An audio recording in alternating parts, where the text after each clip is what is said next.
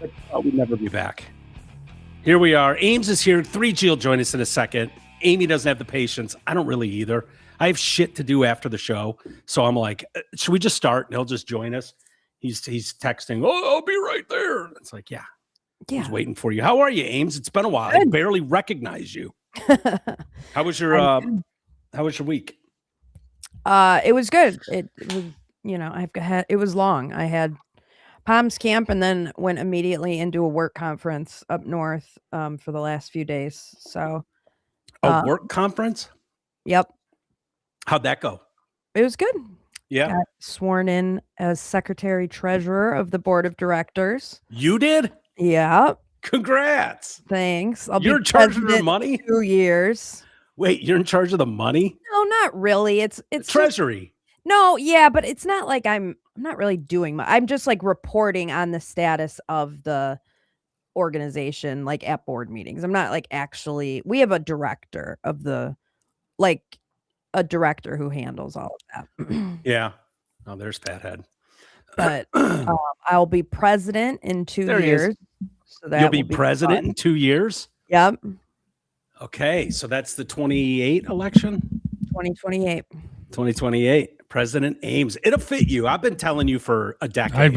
I'll vote for you. Yeah, I know you will, but that doesn't count. I already got the vote. I already won the vote. All right. President of your little thing? Yeah, president of your little thing. Yeah. What is that group? It's a board of directors for my work association. Fuck yeah. Yeah. Did you have to sleep your way to the top? I didn't have to sleep with anybody, oddly enough. Fuck yeah, even better. I know. Dude, I wish just once I could sleep my way to the top of something. Wouldn't that be awesome? I'd be at the tip of the top if I could. Dude, I'd be the president of everything I went out for. If we could sleep our way to the top, I would go down on fat chicks. I'd be, dude, all of it. Everything's on the table. That's the line I can't draw. Use me, abuse me. Yeah, that would be a tough one. Even as I was saying it, I was like, probably not so much. But yeah, I would have no ethics. I'd be sleeping my way to the top for sure. I'm quite certain of that. Anyway, the three of us haven't been in a room together in well over a week, so it's good to see everybody. How was your last few days there, 3G? There he goes. Okay, well, see you later. No, I did it because you said the three of us had it, so I left. Oh, good one. Dork. You're a fag. I'm gonna call your bosses and tell them what you said on the air. He said the F word.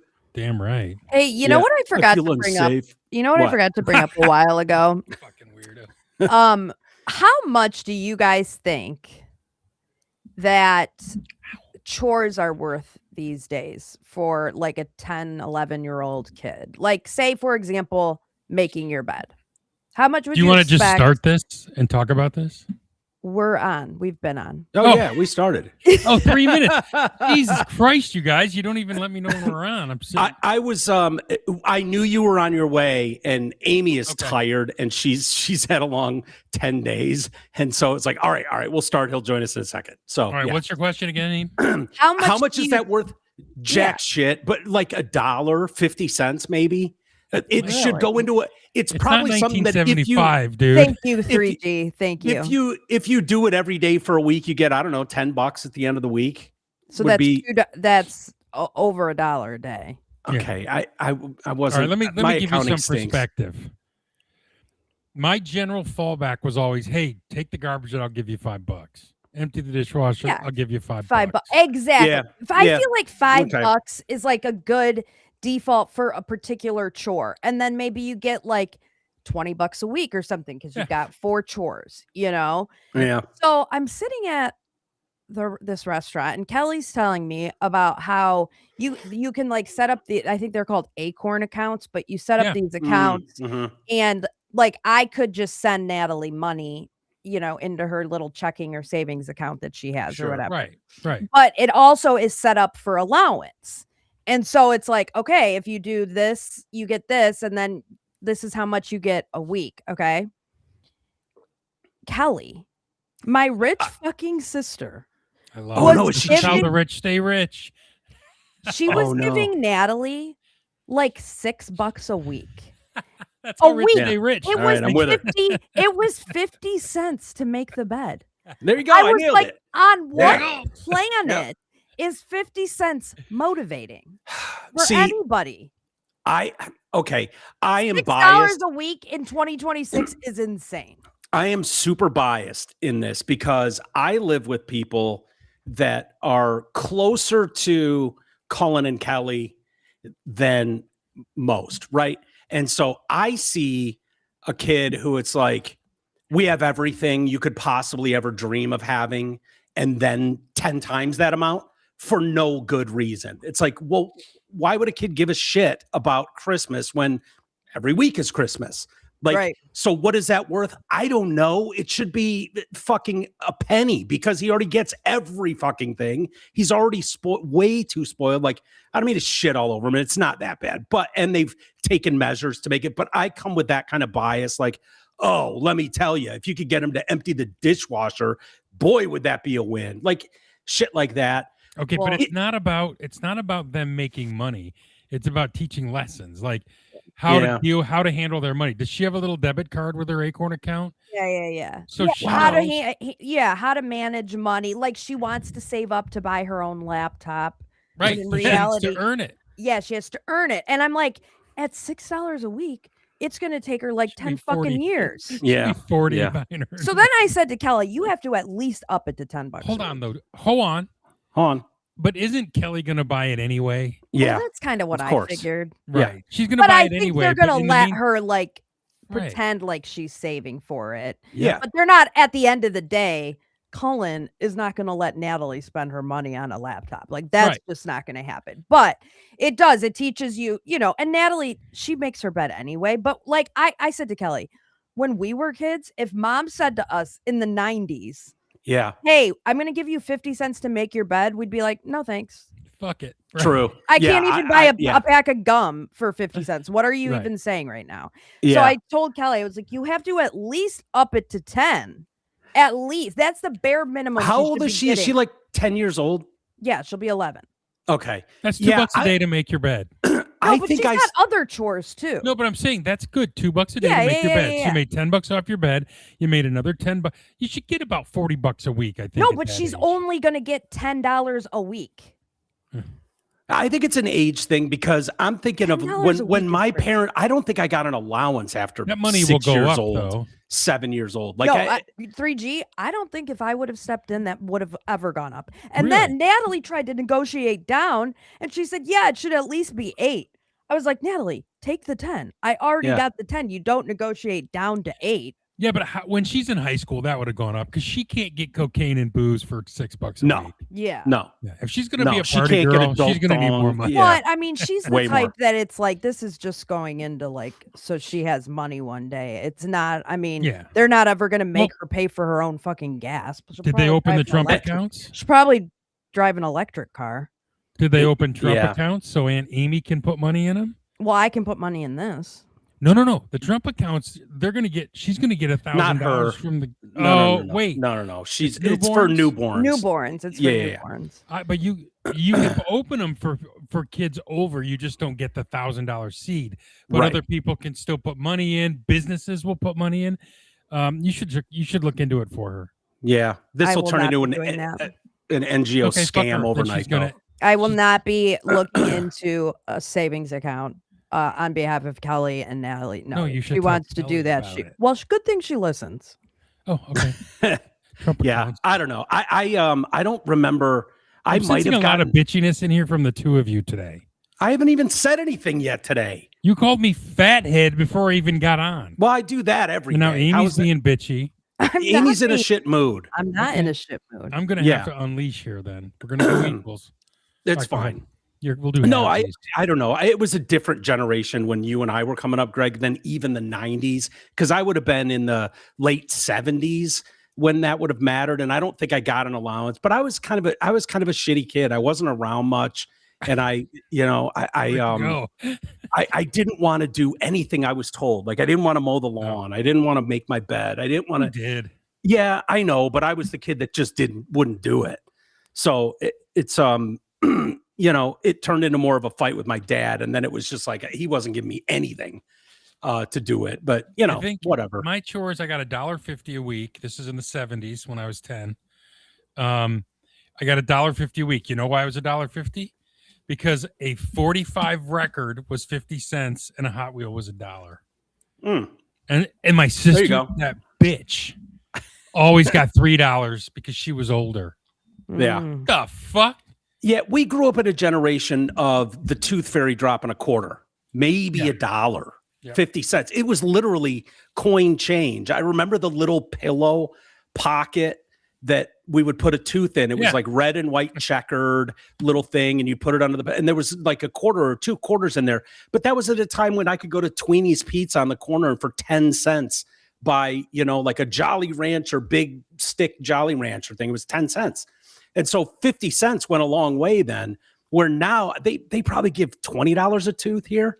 Well, let's just harken back to the cheap ass sister and brother-in-law who Cullen will go to the bank and get like those special dollar coins. And so it's like something special, but at the end of the day, it's only a fucking $1. Right. That's kind of cool. But it's like a special thing from the Tooth Fairy. Yeah, I like that. Yeah, I don't hate that. But like, she's also silver medallion on Delta. So you know what? I mean, it's like you know why I like that though? She's a 10-year-old that can upgrade on planes. Hilarious. But you know what that shows? That dad's paying attention. I like that. Yeah. That he's trying to make it somewhat special. Like somewhat special. It's not just Yeah, I like that too. I can be like that on Christmas, where it's like if I go to the bank, and it didn't work out this year for whatever reason, but I was going to give cash to one of the nephews.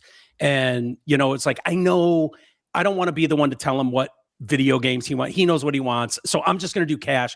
And it was like one of those exploding boxes where the cash goes flying everywhere. You've seen those, right? Yep. And it was like, perfect. I'm not even going to be here. I'll just give him that. And it didn't arrive in time. So this was all kind of screwed up. But I see a lot of people with like crumpled up 5s, a handful of 1s, a 20, and it's the same amount of money. Here's $100 in cash, and it's all shit. It's like, no, I went to the bank specifically and was like, I need new 1s, 5s, 2s, 10s, 20s. I want them crisp, new. I want it to look special. So I get that. Yeah. Like that means something to me when instead of just like a wad of cash that, you know, doesn't matter. It's worth the same. But it was like, no, I went out of my way to like make it special. So I respect Cullen for that move of a dollar is just $1, but the medallion, you know, banknote. You only get it when the Tooth Fairy comes. Exactly. That's cool. Anyway, a lot going on in the world. We'll get to going on, Mike. Yeah. Oh, I like it when Amy says that. We'll get to Amy Coney Barrett is bitching about security.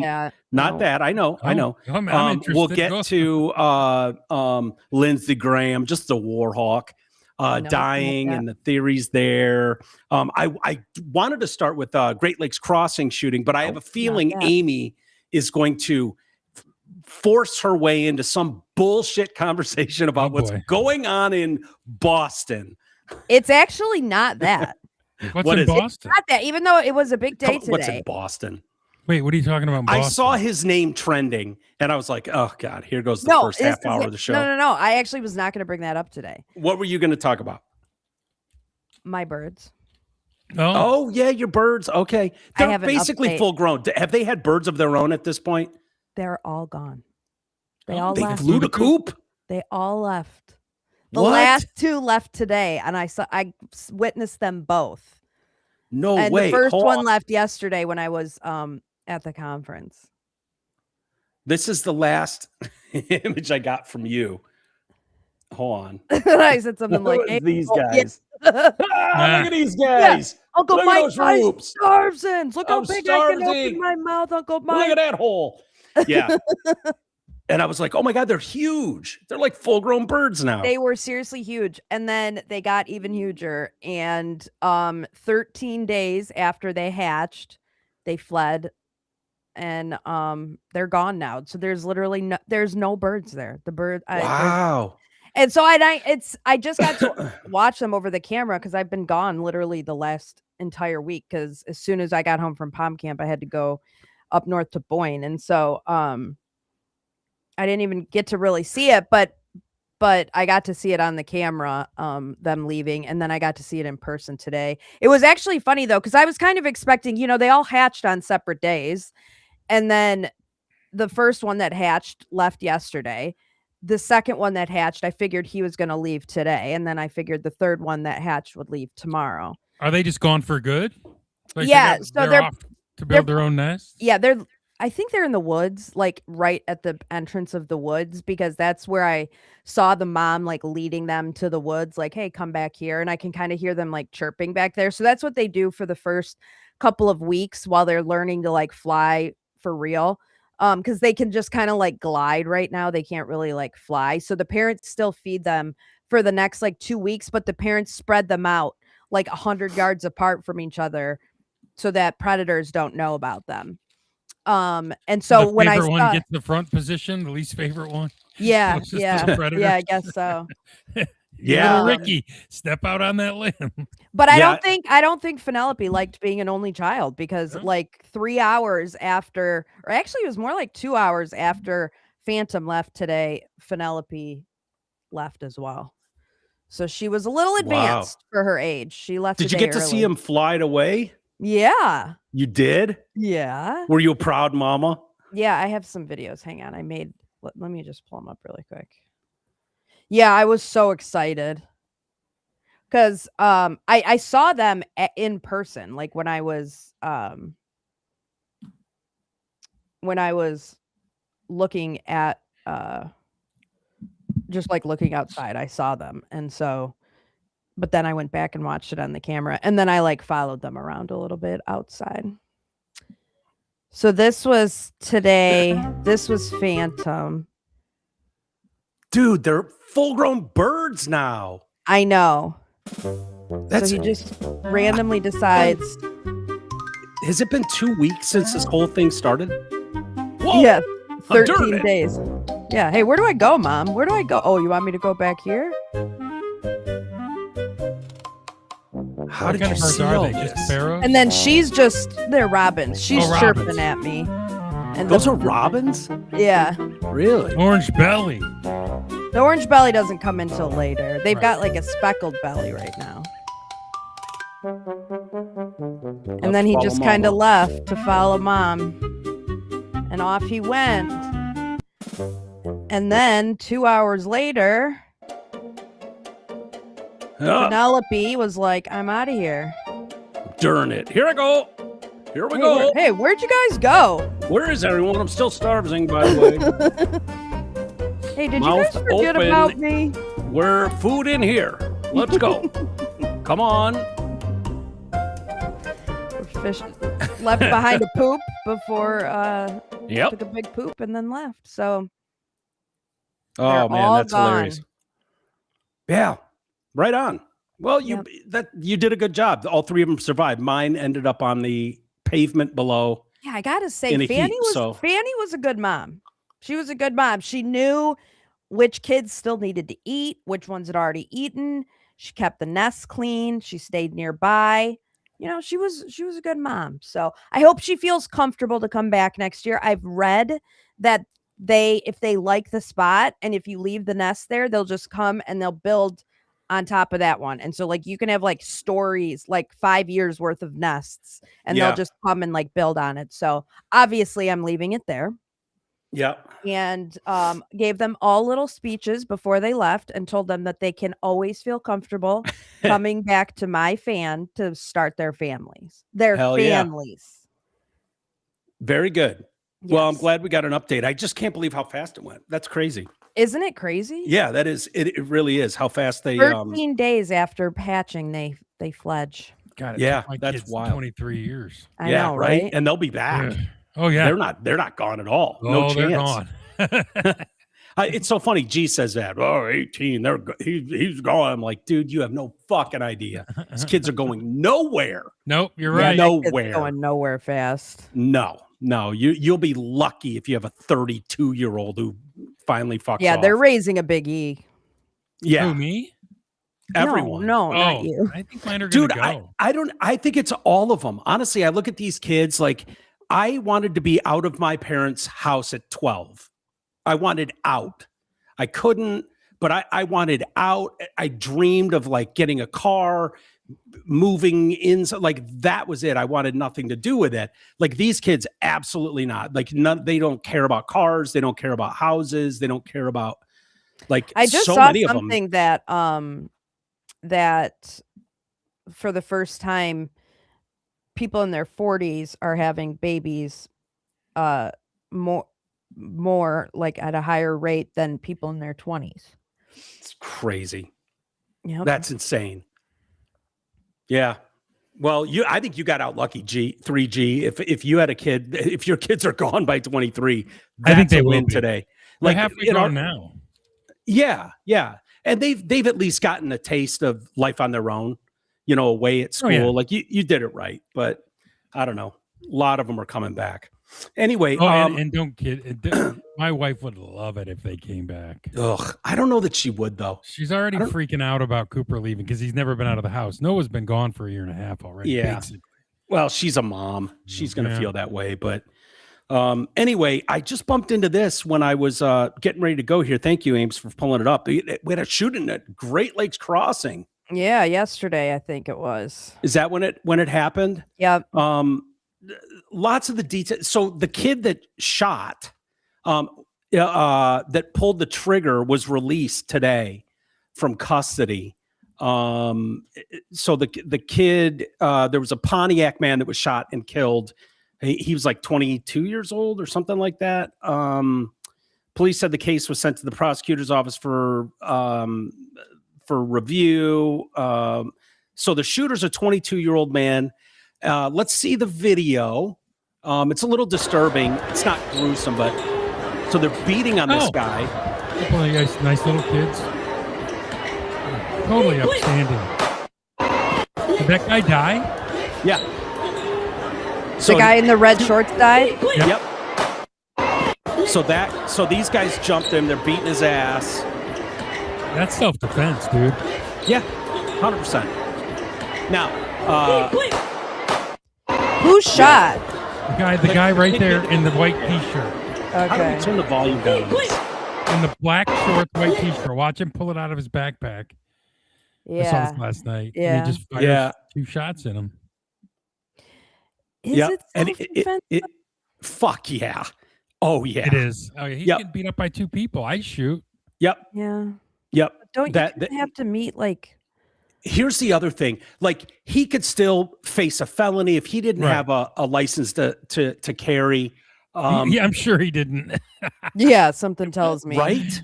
The shooter, those serial numbers. The shooter has a concealed pistol license. He's a concealed weapons holder.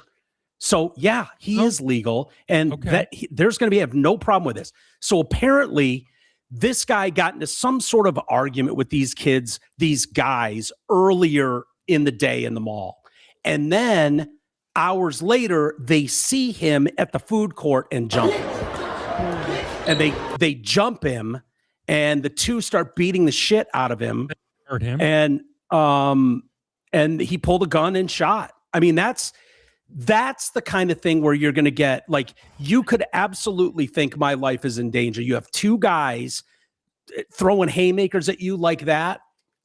I don't have any problem with that. This is the difference between a story like that and the one we saw in the Walmart parking lot, where the chick just pulled a gun and was like, self-defense. Like, no, you don't just get to claim self-defense because someone called you a fat bitch or whatever. Like, that's not how that works.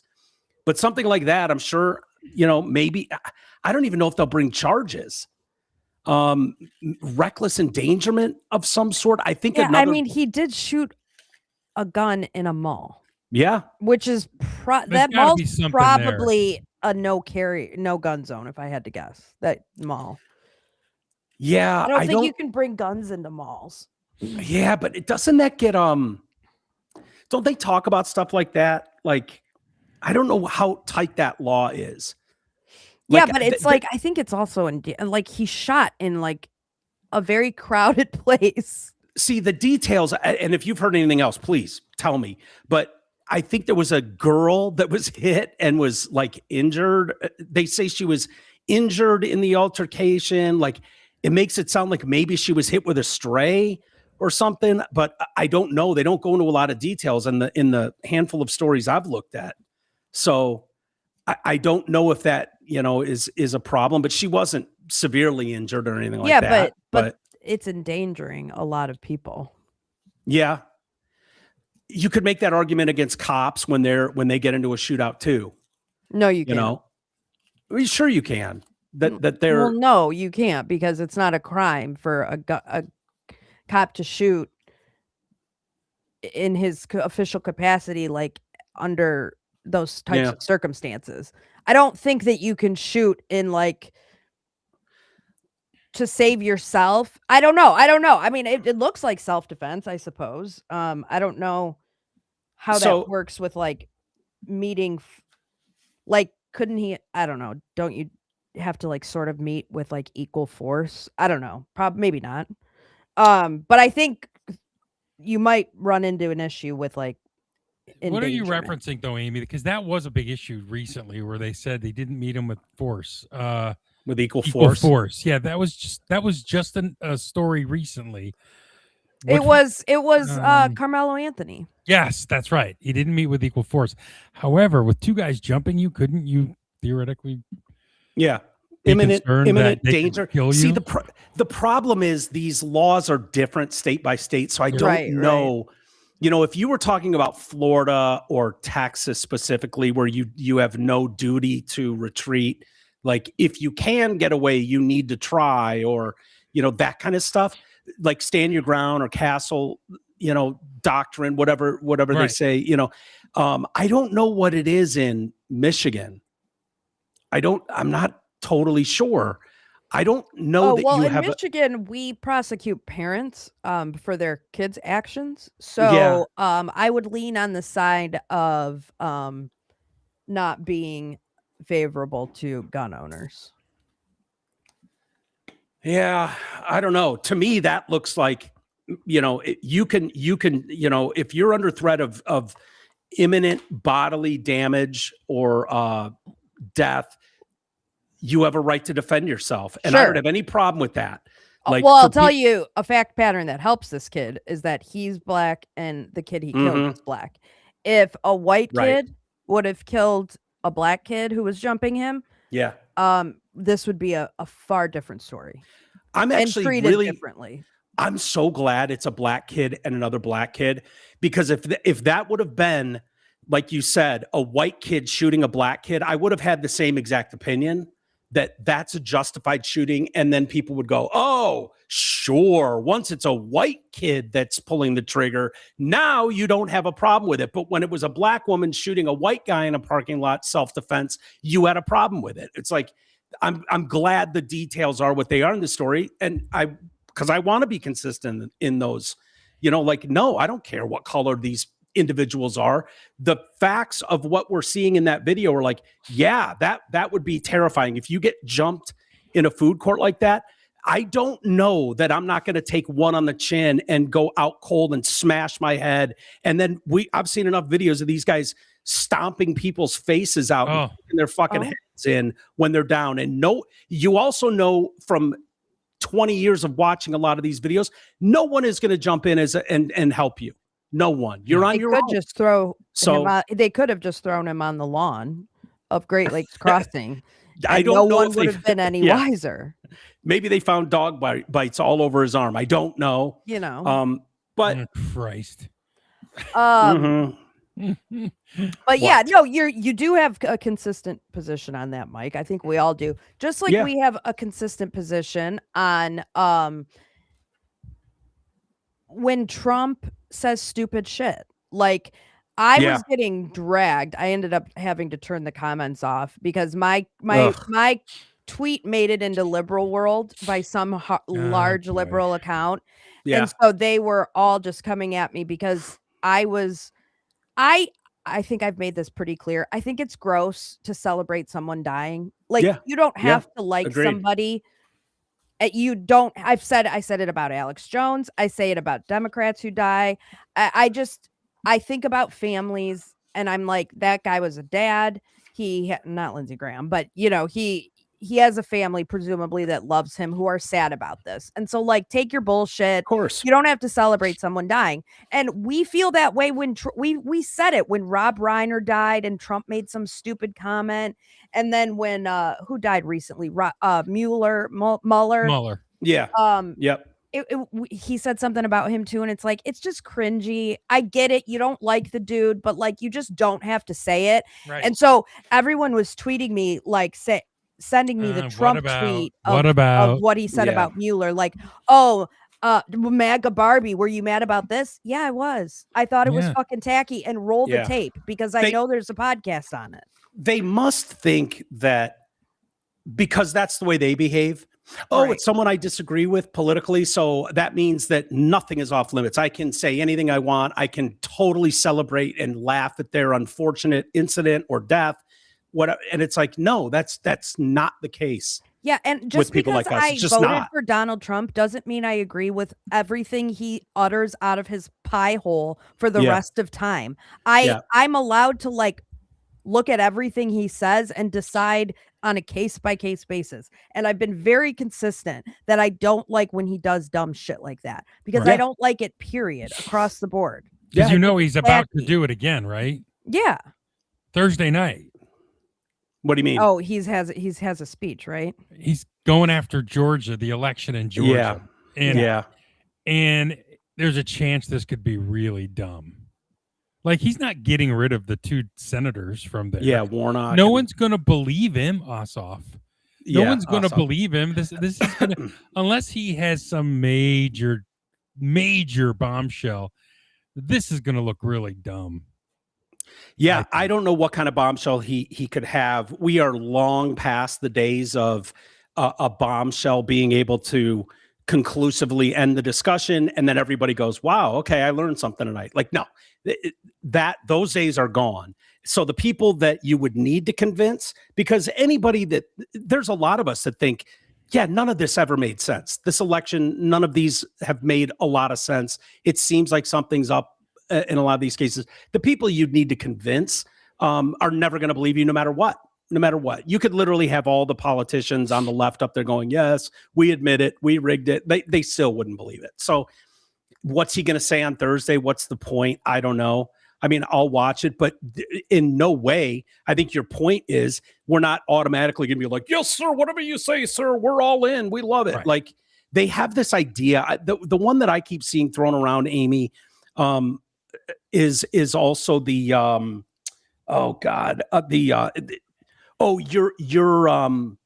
God, Trump. Like, they think we think of Donald Trump as some like deity, because we don't hate him. We don't love him as much as they hate him. That's why. Is that what that is? Right. Yeah. Right. I mean, I see that like a Trump, lot. I don't love Donald Trump. Like they look at Amy, because I saw Amy's thread. I even commented on a couple of them. They see MAGA Barbie and they go, oh, Amy has that in her name. That means she not only voted for Trump, she not only loves Trump, she worships Trump, and he is infallible in her eyes. That's like the conclusion they come to. And it's like, none of that could be farther from the truth. And if you had a functioning brain, you would look further into why this person who was very comfortable using her name on social media accounts for the first 8 years I knew her, she used her real name. She's not able to anymore. She cannot, for her own safety, use her own name anymore. So now you want to go, oh, no, using MAGA Barbie. Like, yeah, because of people like you. Do you not understand how this works? Right. And it's just so funny, too, because I've said it a million times. My name was not MAGA Barbie. Someone said that to me as like a diss, and I thought it was hilarious. And I was like, I love that name, MAGA Barbie. Please call me that. That's great. That's a great name. And then my account blew up. So why would I fucking change it after that? Yeah, so it's like, you'd already changed it 4 times. Yeah, like now that's how I'm known. And so I'm kind of stuck with it now. But it doesn't mean I agree with everything that Donald Trump says. I mean, that's just so stupid. Yeah. No, it's ridiculous. Okay, but did you guys see over the weekend the Yellowstone bison incident? Oh my God. Oh, Mike, okay? Hang on, I have it here. That guy got he launched. Survives. All right, but don't you think the car fucked him a little bit? Because if he just kept going behind trees, he'd be fine. But watch this at the end. It's this old guy with the white beard to the left. Yeah. Okay, so they're in Yellowstone, and he's rooting around, probably a little horny, right? He's like, "Oh, I love rolling around," and then a load of dirt. Oh, are those? Hey, look at that guy. I could take him probably. That's what he's thinking right now. I could probably take him. I'm going to go over there 1 minute after I scratch my back. No, you will not take pictures of me. Oh, video? Think again, sir. Oh, man, I'm so cozy down here. Yeah. Yeah, get this on video. All right. And it shakes off now.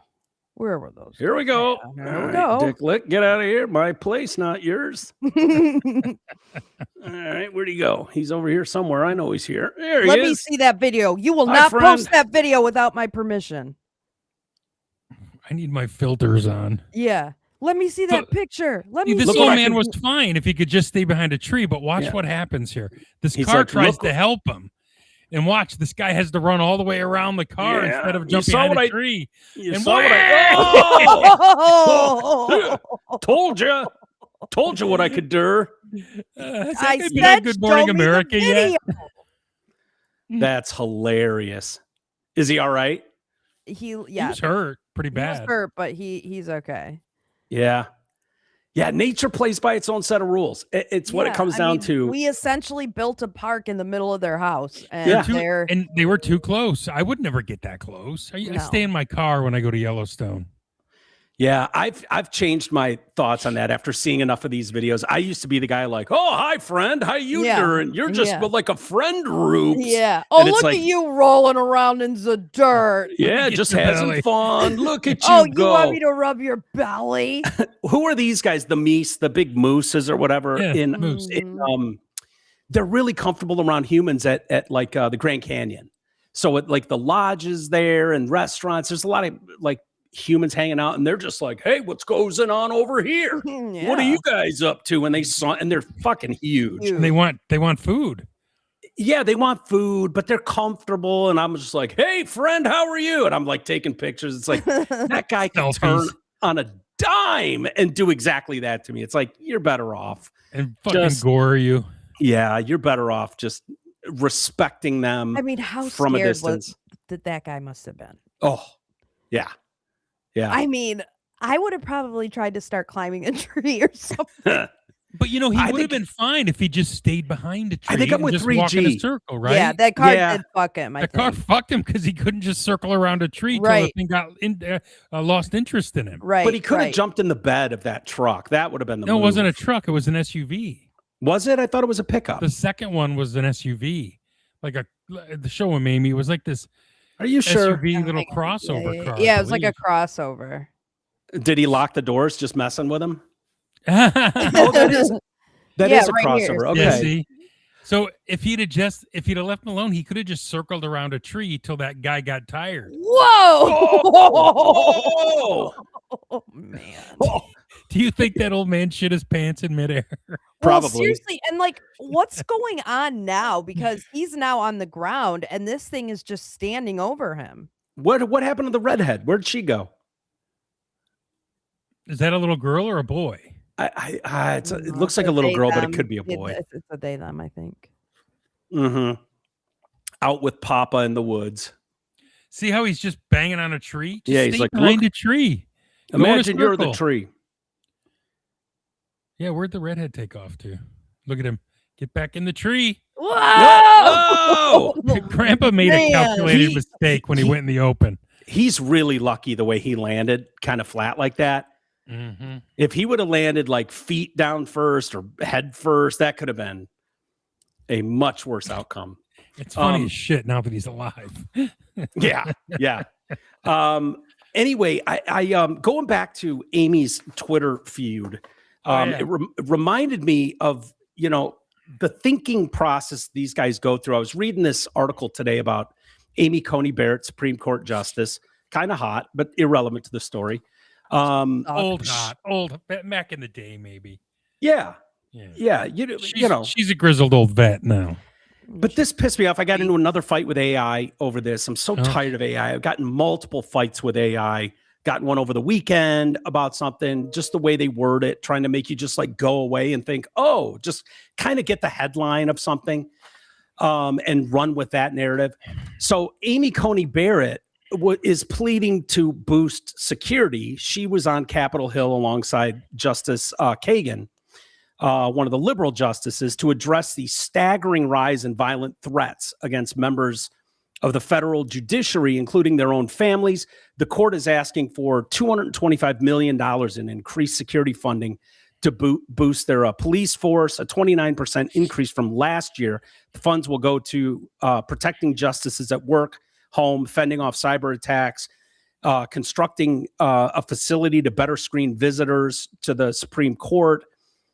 Request comes as threats against members of the judiciary are on track to rise by 38% in 26, which is there was a 25% increase in 2025. These statistics sound abstract, Amy said, but being on the receiving end of them is not. Barrett revealed how her protective detail sent her home with a bulletproof vest a couple of years ago when the threats against her were particularly intense. My security detail sent me home with a bulletproof vest. I carried it into my house, put it in my bedroom, dropped it on the table, turned around, and my 12-year-old son was standing in the middle of my bedroom. He wanted to know what it was and why I had it. I didn't know how to respond.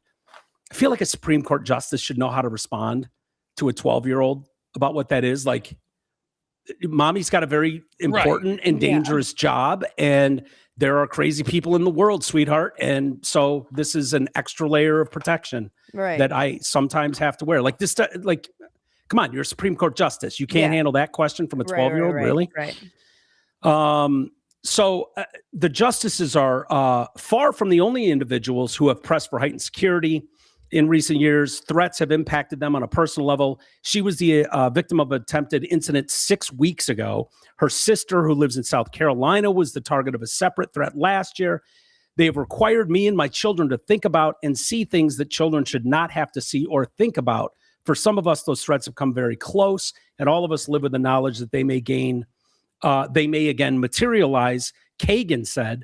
But as the Chief Justice has said, all members of the court continue to do their jobs as they do legally right, adjudicating cases without fear or favor.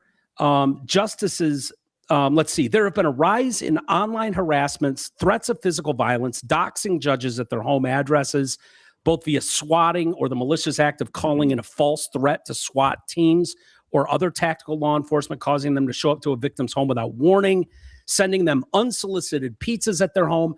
And that one's interesting because there are people sending these justices pizzas in the name of a judge's son who was shot and killed in 2020 after he opened the door to a disgruntled individual disguised as a pizza delivery guy.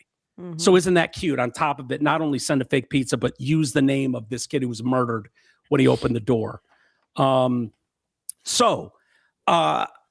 They make it sound like, yeah, this is a problem. You know, people have gone crazy. I'm like, yeah, I know. It's kind of wild when you paint people as Nazis and threats to democracy over and over and over every day for years.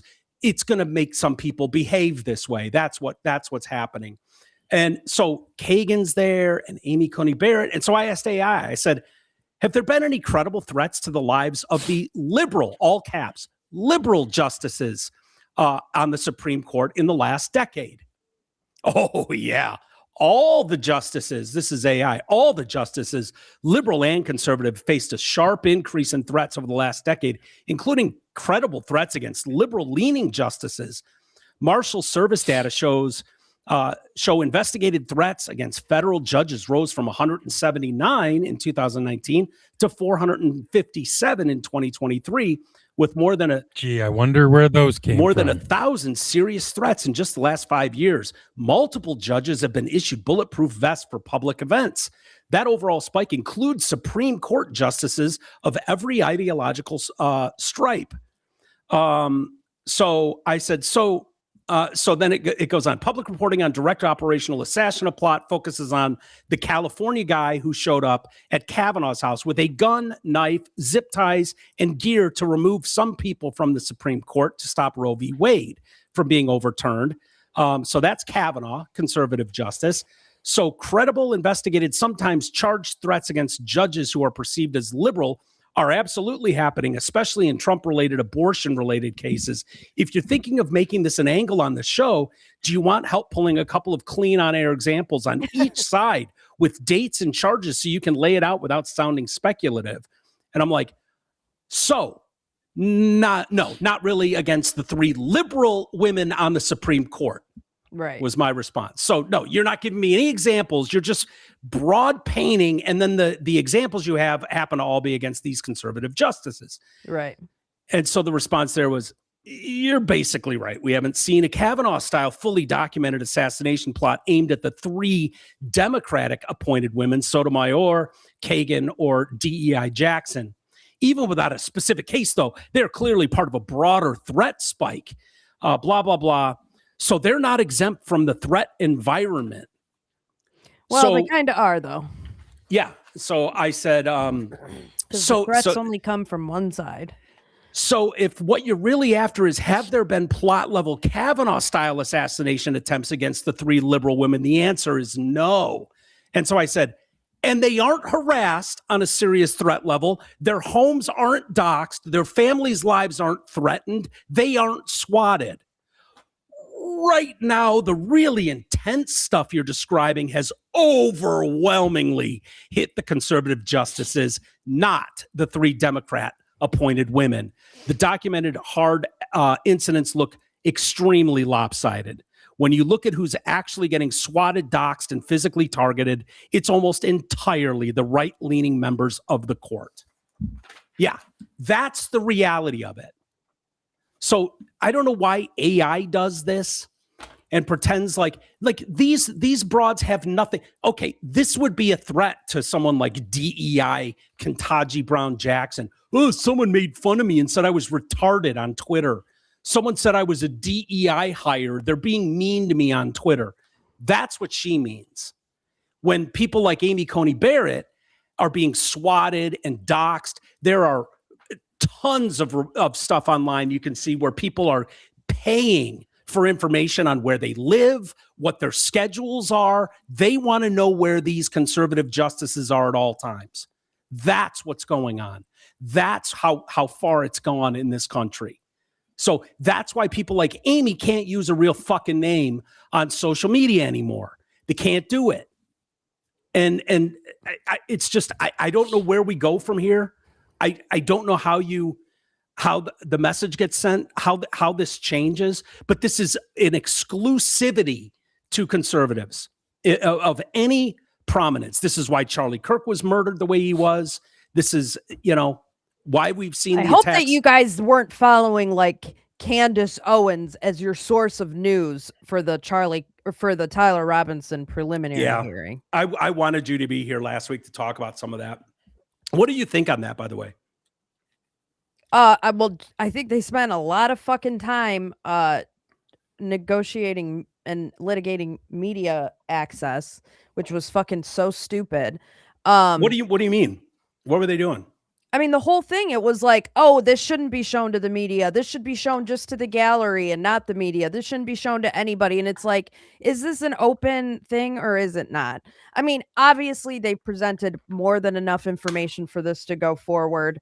Mm-hmm. And, to any conspiracy theorist out there, I ask you why Tyler Robinson's defense is not mentioning any of those conspiracy theories. Yeah. It's almost like it's because they're not true. And he confessed 5+ times. Yeah. I saw the stuff with the trans boyfriend, Lance Twiggs or whatever, where he's lying. He's lying his ass off. But they're just like, oh yeah, he's a CIA plant. Wait, didn't he basically? Yeah. Didn't he basically get him, prove him guilty? Yeah, he did. But then why would he be lying? Because I think he's lying about shit like, oh, I never heard him mention Charlie Kirk. Yeah. He didn't really talk about politics that much. It's just like every once in a while he'd mention Trump or something. Yeah. But no, not really. And it's like, you are so downplaying this shit. And because I don't buy that either, Ames. I don't buy that at all. Word And of it. I think no, I agree with that. That's why I think he's lying, because I guarantee this dude was way more fucking radical. And it sounds like Twiggy Bear was batshit crazy, like manic, up and down and all over the place. Like one day would be fine, the next day Tyler Robinson was like having to be his caregiver and stuff. And he's on like this black market black market HRT. And so what's HRT again? The hormone. The trans hormone replacement. Hormone replacement therapy. And so and that really fucked him up. So I can just guarantee that they just sat and stewed about this. You mean to tell me that when he asked you about engraving bullets, you just were like, had no questions? You had no questions? Yeah. And then he would say weird things like, oh, I think his group of friends, mentioned something about it, but I haven't talked to my group of friends about it. And it's like, really? If my significant other had assassinated like one of the largest political figures in the world, you don't think I'm texting my friends about it? Yeah. That's insane. This is dangerous though, if that's true, because all three of us agree. There's like, do you realize how radicalized you have to be to actually set up, take a gun, go to a place, scope it out, and then pull the trigger and murder a young father, knowing what that would do in the world? Like if you pull that off, do you have any, like this idea of like, no, I can't recall him ever mentioning Charlie Kirk's name. Yeah. No. Really, a couple 22-year-olds that intensely radicalized in the relationship they're in. Dorks. Absolute fucking dorks. But the problem is D&D with his he was apparently given immunity, and as we all know, immunity deals come with the stipulation that you are telling the truth. Like that is the problem. If he's not a CIA plant, like Jimmy Dore and Candace Owens want you to believe, and Ian Carroll and all those people of the world are like, oh yeah, obviously this narrative fits our story way better. He's a plant. And it's like, okay, you guys have seen too many fucking movies, man. Yeah, but here's the thing. Like, they will use him to get the conviction that they need to get.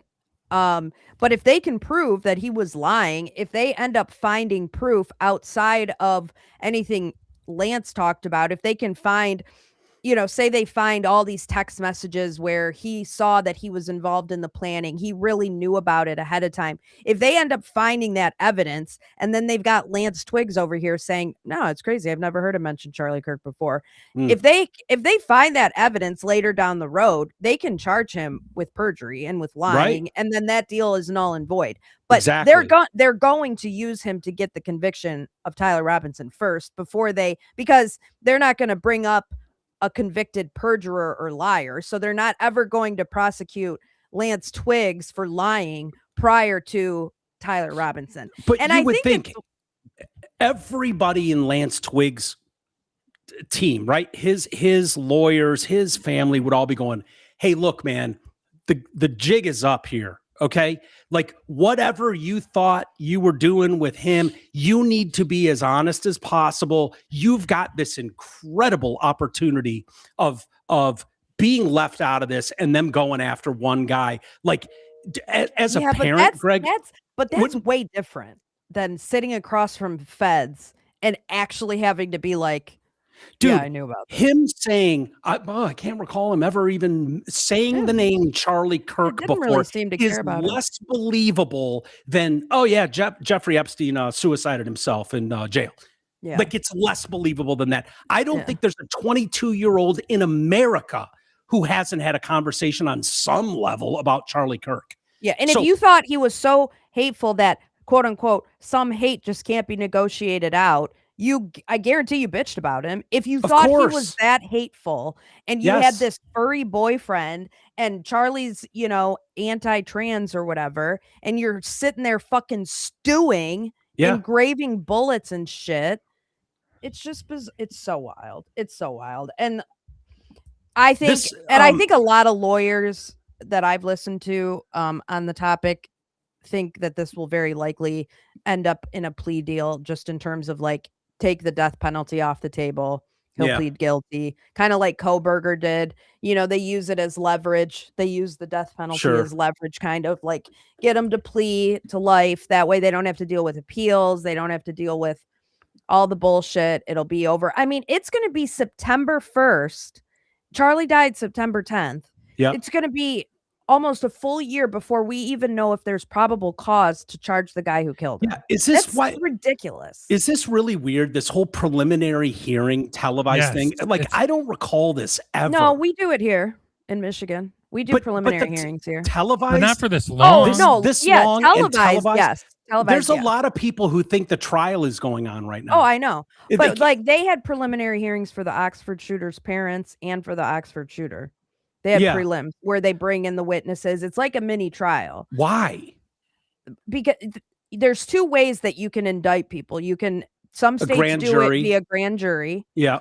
Others do it via indictment and then like a pretrial hearing. And so certain states do it certain ways. Utah does it the prelim way.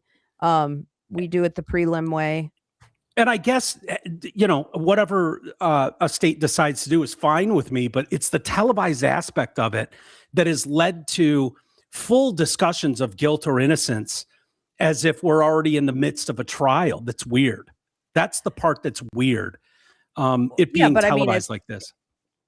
Yeah, but it's, court proceedings are open to the public. All of them. Yeah, but a judge can say no cameras. I mean, that's so rare. If you're in a state where you consistently have cameras in the courtroom, like California, maybe not California, New York doesn't have cameras in the courtroom, so they never have it. But if you're in a state like Utah where there's cameras in the courtroom and that's like established precedent, you really have to convince the judge that this is going to prejudice my client so badly. Like they have to weigh the public's the public access compared to his right to a fair trial. And here's the thing. Here's what I kept saying. If you don't want to have a public preliminary hearing where there's not cameras, don't kill Charlie Kirk. Okay? Because guess what? You kill Amy, MAGA Barbie, probably not going to be cameras in there. There might be. I don't know. Maybe. Probably not, though. So, if you don't want to have cameras in your prelim and you want to be a murderer, then don't kill Charlie Kirk. Because if you kill Charlie Kirk, there's going to be cameras because you committed a high-profile murder. Yeah, dumbass. And I have no problem. I like the idea of cameras for a trial. It's the prelim aspect of it that it's like, you're not getting an actual outcome here at a prelim. You're not getting a guilt or innocence at the end of the week. And so because of that, well, sure, but you can get the probable cause regardless. That you can, what's the famous ham sandwich grand jury thing? Same would apply here. So that's not the issue. But the amount of people, I think you could risk prejudicing a potential jury in the future for something that's basically like a preseason game, that it doesn't really have any bearing on you ask questions about it, and you're going to be hearing literally the same evidence that in the prelim, and you're allowed to know about the case going into it. You're allowed to know what it's about. They're not going to find jurors that don't know what it is. It's just, can you be fair and impartial? That's all that you have to be. It's not like you can't never hear about this case. I mean, certain cases are big. Karen Reed was big. The Oxford trial was big. You have to weed out the people who already have preconceived notions about it. And that's that. I mean, I have no issues with every process of the legal system being open, because I think people don't, it concerns me more that, and I see it with like influencers who are calling this a trial.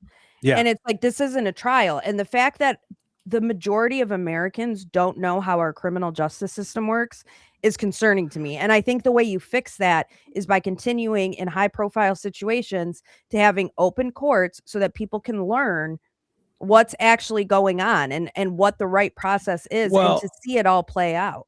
Seeing all the influencers that you're talking about on the same day, talking about seeing 4K crystal clear evidence of, you had all of them from Jack Posobiec to. Well, they all saw it. Tatum. Yeah, but they didn't. There isn't. Yeah, but they did. They saw 4K crystal clear image. Where? Yes, where is it? In the courtroom. It was not released to the public. That was one of the things they fought over. And the judge said, I'm going to allow the people in the courtroom to see it so Charlie's family can see it. Is that the one where the judge flinched? No. That was the shooting. Okay. Yeah, that was the actual they didn't shot. show that so that was one where they had to talk about it, and only the judge was allowed to see it. The courtroom and the public were not allowed to see it.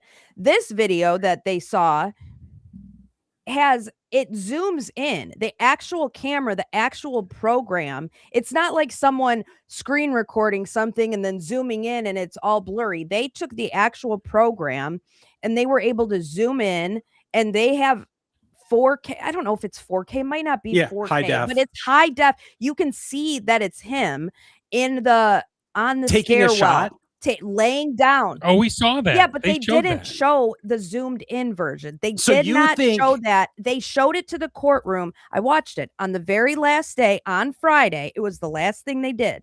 He said, you have to shut the cameras down.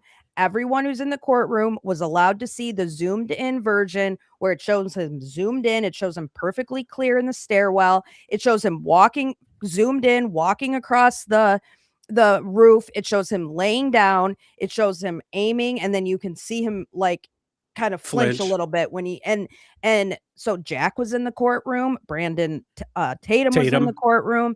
So yeah, I'm going to believe those people who are like, yeah, we saw it very fucking clearly. This is what's so hard about this. I've tried to watch both, and you hear that and it's like, you better be right about that. And then it's like, nope, they don't have what they're talking about is this. And they show the video from the distance where you can't tell shit. It's pixelated as hell. And that's why Erica Kirk's family, or Erica Kirk's lawyer, got up there and said, Your Honor, we want this to be shown to everybody. We need the conspiracy theories to end. We want the public. If you're relying on this video to come to your conclusion, and if the people in the courtroom can see it, the public should be able to see it. Jack totally agree. said that. Brandon Tatum said that. Erica Kirk's lawyer said that. So if they didn't see anything, why would they be all lobbying for this video to come out? They clearly saw it.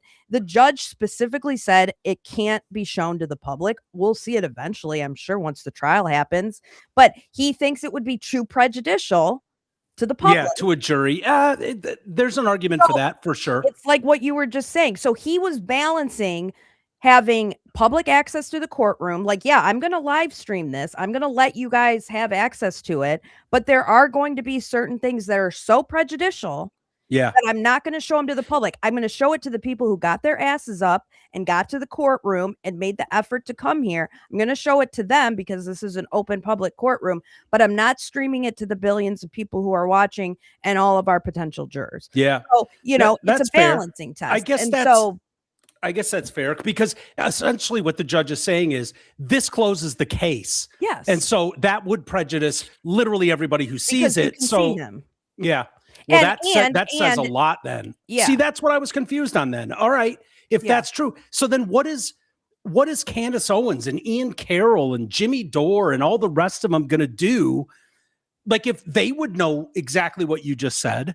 Yes. Because I'm hearing them, and it's this, why are we even having a trial? This is so over. Like, he wasn't even there. Right.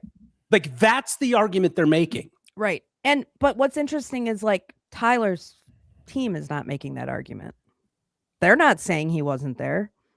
They're not saying that at all. Yeah.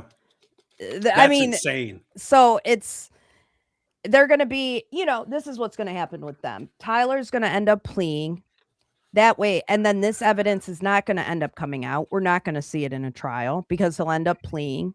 And then Candace it's a big government conspiracy. They don't have the evidence. He's a patsy, yada, yada. That's what's going to end up happening. I would like for it to go to a trial because then at least we get to see the evidence. Yeah. Well, even if they don't go to a trial, if they just plead out, I still want to see that video. Yeah, I think even if he were to plead guilty, I think that video would come out eventually because it's evidence in the case. It's on the docket. It was entered into evidence officially. So I think if it were to a point where, he pled guilty, there's no prejudice to him anymore for this video coming out, I think we would see it then. Another trial. Well, that's interesting, Amy. I'm glad you, made the points you're making. Yeah, I watched the whole preliminary, even though I was gone. I was watching it on like 1.5 speed, AirPod in, like doing my Palms Girls dances, but also listening to it in the background. So I did watch the entire thing. Yeah. Well, I'd be interested to hear more about your Palms Girls dancing.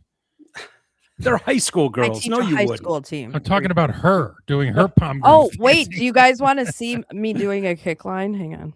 Greg really? does. God, I was so fucking sore, you guys. Yes, I can confidently speak for everyone. I'm not going to show the whole dance, but you can't really even see me that well. But I'll show you. The dance itself. Why were you doing a kick line? Because they have a coach's routine. And I asked my girls, I was like, are you going to be disappointed if I don't do the coach's routine? And they were like, yes. Of course.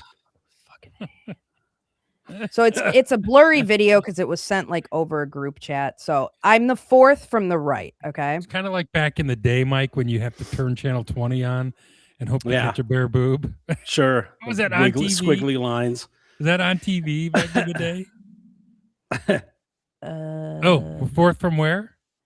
Okay, wait. Oh, fourth from the right. From the one. Right. Yeah. Yeah. Okay, right here. Yeah. Okay. Ready? Is she the hottest one on the line, Greg? Let's see. Yes. So far, yeah. No, I'm not. No? They didn't think you guys could still do it, did they?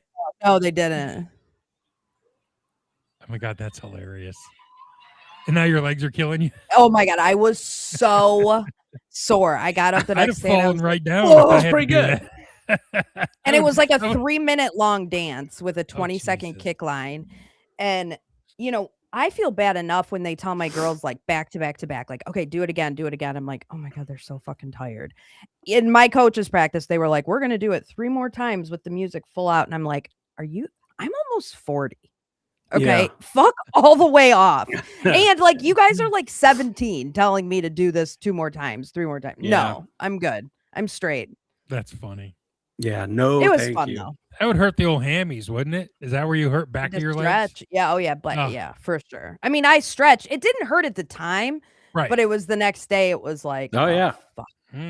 Yeah. Mike 2 days and I later. have that problem when we get out of bed. Yeah, exactly. It's the worst. Well, I have back pain really bad, so I might have a heart attack any minute. Mike. Yeah. I didn't know that was a thing. Have Trump told me that. It? Huh? Have you checked? Everyone knows back pain is an indicator.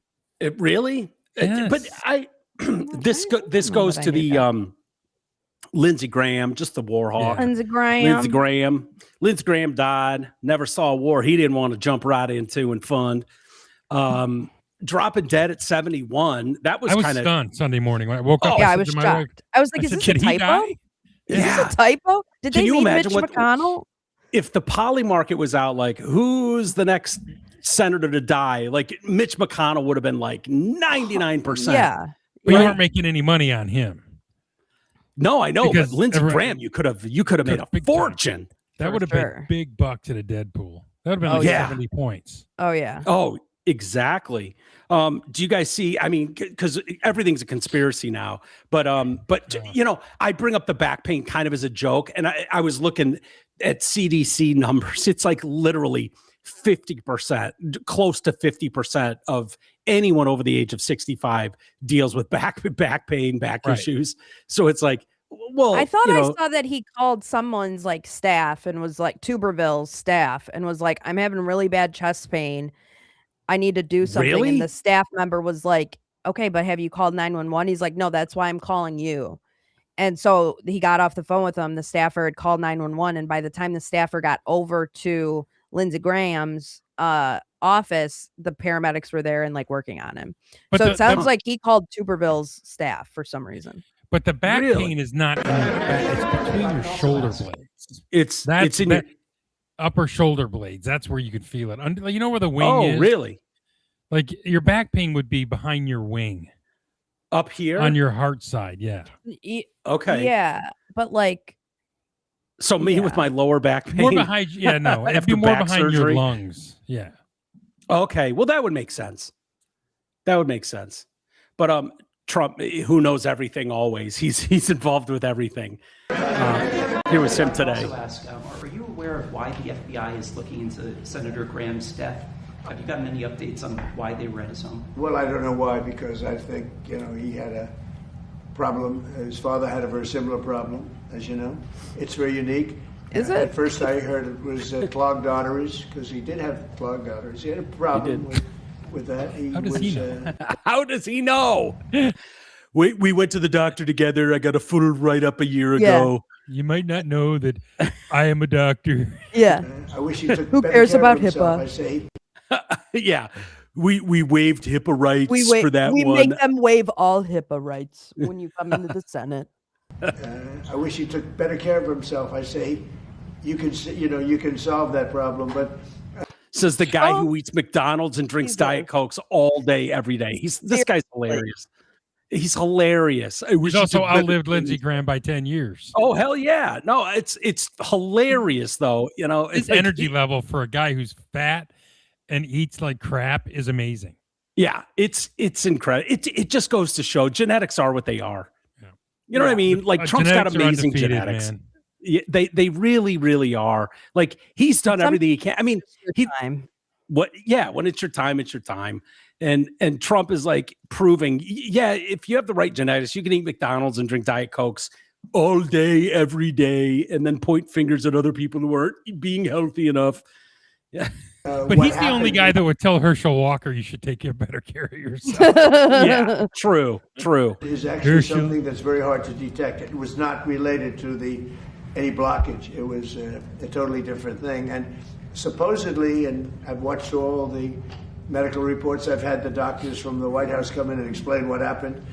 And this is something that is almost undetectable. And if it happens, there's not much you can do about it. It sounds unfortunate, but there's not much you can do about it. Was it the Widowmaker? I don't know. I don't think we've gotten a lot of those details yet. But wasn't Lindsey Graham's sister sworn in today? Yeah, yep. I saw that. Oh, yeah. And the libs are having a fucking meltdown. Yeah. Why? Let me just DEI hire. Well, have you ever heard of the name Dingle? He died and his fucking wife took over. Fuck off. That's happened a bunch of times. Like 58 times in the history of the country where a family member has taken over for us. It's temporary. There will be a special election, and they only want her in there for the vote. That's it. Right. She's a reliable vote for Trump. That's it. What is the story on them, by the way? I thought I read that parents died and he adopted her, raised her and adopted her. Yeah, she was like 13. He was like 30 or something like that when the parents died. And then moved in with him and his boyfriend. And then he swore to never get married. Right. And it was like, wait a minute, hold on. I'm with you there. Like, I get it. You're 30 and you got a 12, 13-year-old sister. It's like, don't worry. I got it. I will be the man and step up and take care of you. That all makes sense. And I promise to never get married. Like, wait, hold on. What? You're a young man at 30. You can still get kids, you know. What, why that? She was probably like, I wouldn't go that far, Lindsay. That's insane. No, I just will never get married. I swear it. I'll give you my word. I will never, ever. There will never be a piece of ass in this house, ever. I'm going to focus exclusively on raising you from here till eternity. Like My Two Dads. That's the original My Two Dads. Yeah. But now we're hearing Russia. Do you think there's any chance Ukraine killed him? Ukraine, or Russia killed him in Ukraine? Russia. Yeah. So Russia bombed the drone plant that he visited, right? And something else. And so they're saying that the Kremlin's very good at this, of poisoning with a delayed response. So that, like, right when he landed back home, he was having all kinds of problems and died. And yeah, no, he had a heart attack. Yeah. I mean, seems most plausible, but I don't know. Like, this is what's going to go down Thursday night. We're going to get another conspiracy theory, and I'm just done with them. Yeah. You know what I mean? I'm That's just the done thing. with If them. everything's a conspiracy, nothing is. And so it's just like, Yep. I'm fine with asking questions. But like the thing with Candace Owens is she will never accept a world where Tyler Robinson killed Charlie Kirk. Right. She will Right. not. Even And it if won't matter. It won't matter. Like, all of the evidence can point to him, and she won't accept it because she's convinced herself there's a conspiracy. And so you have to be able to look at the facts and determine each time whether or not you think that they're credible. The hardest part, Amy, you tell me, is when you see some fucking dork shoot from that distance and kill somebody. You're like, how did that idiot do that? I don't think he thought he'd hit him on the first time. He had a shit ton of bullets in there ready to go. Really? I think he was probably just as surprised as anyone that he. I don't think hit it on the first time. Yeah, but you could. You could, because in a matter of a couple hours, you could be taught to make that shot. And he comes from a family. Okay. Now, he wasn't the big shooter in his family; his brothers were. Even Crooks, though. He could do it from that distance too. Oh, Crooks was up 150 yards out. One of the easiest shots on planet Earth. They say that, it's like, remarkably missed. With the type of scope Tyler Robinson had, and the fact that he was laying in the prone position, I think I heard Jack Posobiec talk about this, but the prone position, the purpose of laying like that to shoot is to stop like recoil from happening. So you're a lot more accurate when you're laying in a prone position than if you're just up and you can go like this. Like, if you're laying and you shoot with that scope, stabilized. And I have a weird sense of distance, because have you been to Dealey Plaza, either of you, in Dallas? Mm-mm. We talked about going there, didn't we, Amy? Yeah, but we didn't end up having time to do it.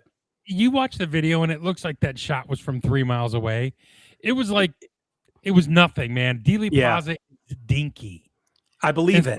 When they turned there, and I was up in the actual in the book depository looking, I'm like, God, that's not as far away as it looked in all the films. Yeah. Objects and mirror look closer. I'm terrible with distances. Yeah. Like, I have no fucking clue how far things are.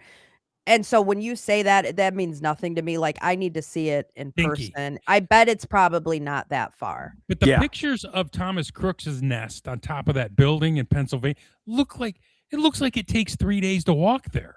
Yeah. No, it's a football field and a half away. Yeah. Okay. Nothing. And very easy. I've UVU though, Mike, that looks like a long shot. Yeah. Top of a building across the plaza, but that plaza's probably small. If you watch shooters talk, I have recently, saying, like, you can literally be taught in an afternoon to, like, exactly how to make those shots, those 200-yard shots, 150-yard shots. They're just not that hard. And I'm speaking out of school for sure. I'm not going to proclaim to be some expert on this, but people that I have watched talk about this are like, oh yeah, this is a layup. These are layup shots. Like, especially the Matthew Crooks one. Like, it's kind of remarkable that he missed the president from that distance. Yeah. Well, and I would say the Charlie Kirk one. Yeah. Trump moving his head at the last second, just timed out perfectly. But the Charlie Kirk one, I don't think you'd be aiming at his neck like that. I was just going to say, I guarantee center mass or head. He was aiming for his head, I'm sure. Yeah. And was not perfectly accurate and hit him in the neck. So, I mean, I do think he was probably off a little bit, but it still hit him. It was also bizarre, the fact that he had contacted Turning Point USA staff that day. Like, he had contact with them earlier in the day. Left and came back, right? Left and came back, to find out, like, when Charlie was going to be coming out. And did we ever get an autopsy on him? Was his neck separated from his spinal cord? Do you know, or did he die? I think the bullet hit his spine, right? His spinal cord. Did he bleed out though? Is that what? Out instantly? No, but I think he was dead. No, I did think we heard Greg, like, he was dead instantly. Like, I thought he hit, would like, his aorta or something, and it was that's the carotid coming back from there. That's carotid up there. But I saw a clip that I don't think I had seen. I knew that Charlie Kirk's head of security went on Sean Ryan's show, but I don't think I watched the whole thing. but he Brian Harpole or whatever. Yeah, but he had shown text message string that he had with the head of the campus police, the chief of the police there on campus, that said, because Brian said, hey, what's up with the roof? I'd like to get a couple of my guys up there. It looks like students have access to it. And the police chief wrote back and said, don't worry, I've got you. I've got you covered. And so will he be called in the trial, you think? Probably. So Brian was like, his position on this show was kind of like, well, what was I supposed to do? He told me he had it covered. And it's like, yeah, what you do is you make sure he had it fucking covered. Yeah, that's kind of what you're being paid for. No one really thought anyone was going to take a Well, no, of course not. I would think that. Yeah, I would absolutely I think do think they thought that. I mean, they had top-notch level security. Yeah. For a reason. Yeah. I would be worried about that everywhere in public with those guys, and why they didn't have bulletproof plexiglass in front of them. I think that should be a staple. Like, there's too many crazy people out there. He was running around town like he was still some low rent guy on college campuses chatting with kids. Well, he didn't realize the immensity that. Well, he probably did. I but think he was still doing the same thing. Yeah, he wanted to remain authentic and like keep up the same spirit of the debate of like, we're face to face. Like, I don't think he wanted to be this, I'm a politician behind plexiglass while you're speaking to me. It's like, I'm just a dude on a college campus looking to talk to you. It's not supposed to be violent. No, there's something organic about it that really worked, about him kind of walking out in the midst of people and under a tent that every radio station takes out. Exactly.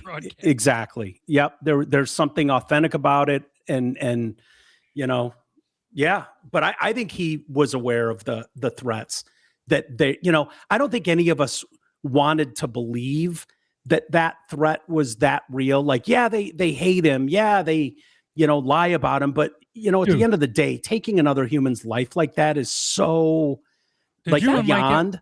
Did you and Mike ever get death threats? We did. We laughed. We never took them seriously. I don't remember. I mean, I could ask Drew if there was ever, they put our new studio by new. I mean, I think we moved in there in 2008 or something. Mm-hmm. That was bulletproof glass around our studio. Because it was on level 1. That's why. Right? Yeah. Well, yeah, we were on level 1. But that whole studio was glass, 3 corners of it looking outside, and that was all bulletproof glass. And I think 3/4 of it looked outside. Well, two of the windows were full glass. And then into Mark and I's office, I think it was bulletproof glass even, because we had a big window looking directly into the studio from our office. And I think that was bulletproof as well. Time, baby, but I don't remember any there's been threats. What are you saying? I'm singing the Bulletproof song. Is there a bulletproof by song? Who? She's just making it up. Is that she country? Goes. Who sings it? This time, baby, I'll be bulletproof. I remember Bulletproof by Zach, not Zach, the country guy. Yeah. But I think, and Amy might have mentioned this, that there's not a world that exists where Candace Owens goes, well, I guess I got that one wrong. That's the unfortunate reality that we're living in. It reminds me a little bit of the story down in, Mississippi, Florida, with Nolan Wells. Yeah. And Georgia, maybe. Is it Georgia? I have it here. It's the kid, the black kid who was partying with his boys on an island down there. Explain that to us, will you? So it's you've got a bunch of kids, 18 years old, high school kids, football players. All seem to have come from good families, right? Like friends, in a well-to-do area. Yeah. Well-to-do. This is like a 4th of July party, and he's found on the on the tip of Horn Island, just south of Ocean Springs, Mississippi, 2 days after the 4th of July boating trip with friends. So, and where I was going with that is the family has hired Ben Crump, and Ben Crump has not found, like, there's not a world that exists where a black person cannot be the victim of something. If he's involved, that person is obviously the victim of something. Now, this story sounds like it's a horrible tragedy. You have a group of friends that are partying on the 4th of July. And you know, now Ben Crump's involved, and it's like, oh, great. So this is a giant race thing. So you have a group of 18-year-old kids, mostly white kids, and they got their black kid buddy, and he ends up dying. And it's tragic no matter what happened. But, you know, people die. They do. And, you know, the family wants to believe, you know, oh, Ben Crump is some savior. He's going to come in and prove. And it's like, do you really think that's the obvious thing that happened? That a bunch of kids, like, you're talking about children of a judge. The one kid's mom is a judge in town. Like, these are well-to-do, what's the middle-class families. The kid died, and they didn't know why. How did they say? Wait, he drowned. He drowned. He drowned. When did the kids see him last? He stayed behind. Yeah, alone. With a girl. Obviously, it was Vagine, right? Yeah, and it sounds like he had also left another victim. He had also left his phone in the boat, and so they leave. Where's the girl? Well, exactly. Was she white? And what's the race of the girl? Can we have that information? Well, so, okay. Sorry, I should have told you that. So the family hires Ben Crump as police investigate how the teen died. He allegedly, again, Nolan Wells, the black kid, allegedly stayed behind on the island while his friends returned to the mainland on a boat. His body was found after his mother filed a missing persons report on July 5th. Authorities do not suspect foul play, believe that Wells had chosen to stay on the island. So Amy and I go, oh yeah, there's a chick on the island that he hit it off with. There was apparently some sort of issue with the boat. And so the kids are like, we're going to skedaddle back. There was maybe a discussion about we can't all fit on the boat. And he's like, I'll stay back. You know, we don't know all those details yet. Authorities believe that he died from drowning. The family's legal team has demanded a thorough and urgent investigation. And Crump is, of course, raising all the questions surrounding the teen's death. He reshared an Instagram post suggesting Wells may have made it back to the island and attended a pool party before he died. And it's like, it doesn't take shit to go through. One of the kids came out and went, okay, those pictures are from a pool party July 27th at fucking Bill Mahalski's house. The kid just did a photo dump on July 5th and dumped all these photos. And it's like, okay, that's something a lawyer in a case like this should be able to like. It's not about that. It's about the grift. It's about drumming up racial tensions to make money. That's all it is. So this family, just like the kid's family in Texas, Carmelo Anthony, are going to use his tragic circumstance to cash in. That's why they go right to this guy. They didn't go get a real attorney. They went out and got a race grifter, a race pimp. Totally. And you know, when you're talking about an island and where water meets the edge of land, you get crazy rip tide curls, like all that shit is where that stuff happens. So can you imagine a thing? It's midnight. You're out there trying to impress a girl. You're fucking around in the water, buzzed. Who knows? We don't know all the details, but like that's when tragedy happens. The amount of times don't have your phone. Yeah, you don't have your phone, or you've had it all day and the battery dies. The amount of young people I see, none of them have a charged battery. Yeah, I mean they're on their phone constantly, taking photos, using Snapchat. Yes. Your phone is dying constantly, and also like if you're in the water, you know, you're at like a sandbar or something, you're not going to have your phone in your pocket because it's going to get wet. It'll be in the boat. And so if you're like, hey, I'm staying back, I'm with this chick, and you're drunk and you don't realize until after your friends have left, oh fuck, my phone was on that boat. Shit. Now what am I going to do? Yeah. Exactly. His family, and I try to give grace to the family because obviously they're gonna, they want to know why their kid is gone and whatever they're saying. But the lawyer coming out and being like, oh yeah, obviously, it's a black kid, though the white kids made it home, but the black kid, it's like, holy shit, dude. Just and it's exactly what Greg said. It's the race grift. The mom is saying, we found this very concerning there. So they got the phone back. She checked Snapchat. The mother has become more suspicious after getting her son's phone back.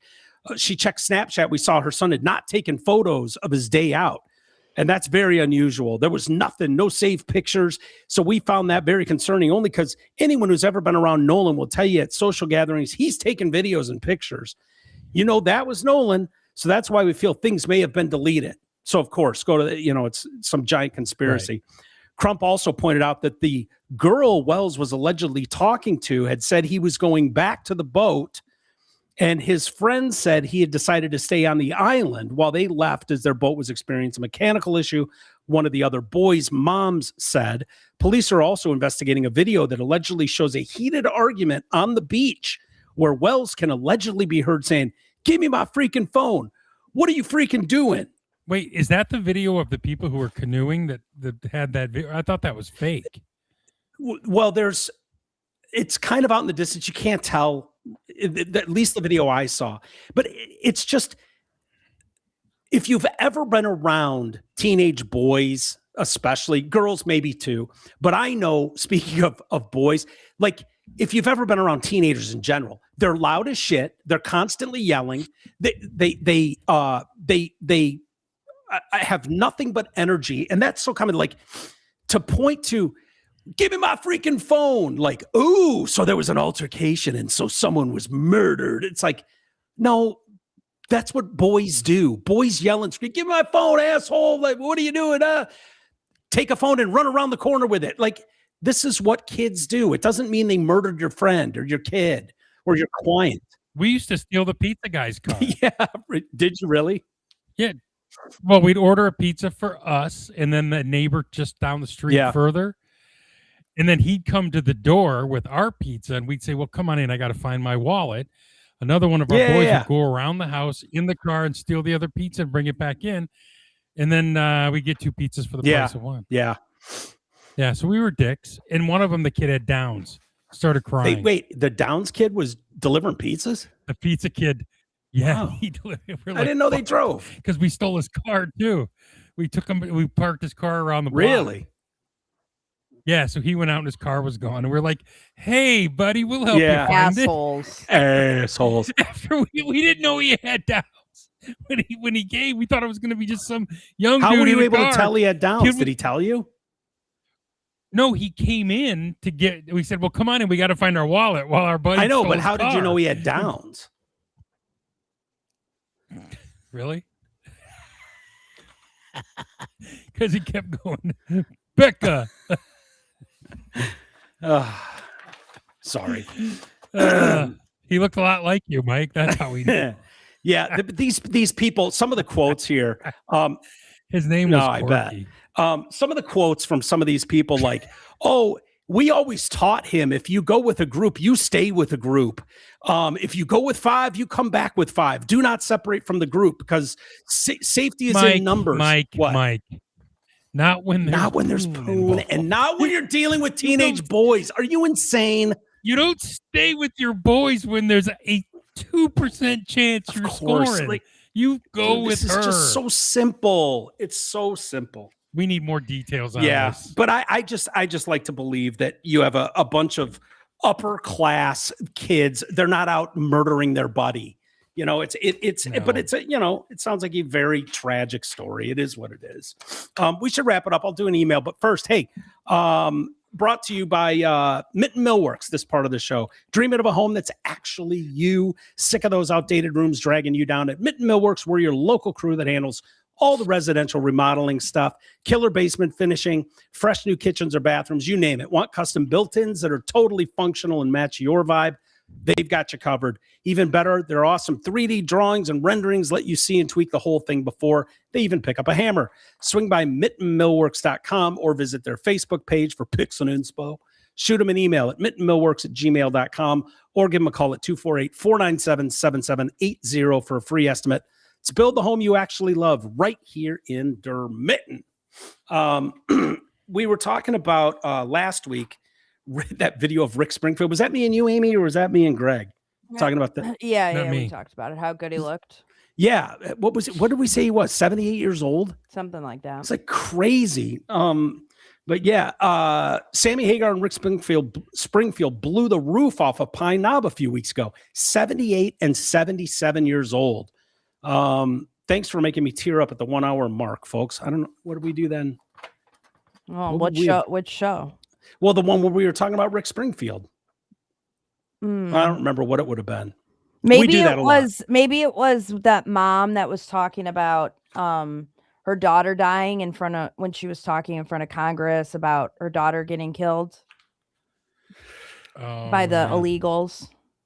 Oh, yeah, that could be. That was the only thing we've done that's sad, I feel like, because I was a little bit. I remember crying a little bit, and that was what it was from. But just like, okay, that's my only guess, unless she's crying from laughter. That's also a possibility. True. Good point. We'll leave it there. Walters@DetroitCast.com. Send us an email if you've got any thoughts, questions, and info. I'd be interested to hear what people think of the Charlie Kirk stuff, or even this Nolan Wells case, or anything else really. And we'll leave it there. We'll be back tomorrow. Right. See you tomorrow. Have a good day, you guys. And what's for is there dinner? Anything else? I just ordered Olga's. It should be here soon. Oh yes, I want Olga's. I don't have Olga's. It's stinks. I need a Olga's so bad. All right. All right. Well, enjoy, Ames. We'll see you guys tomorrow. Bye, everybody.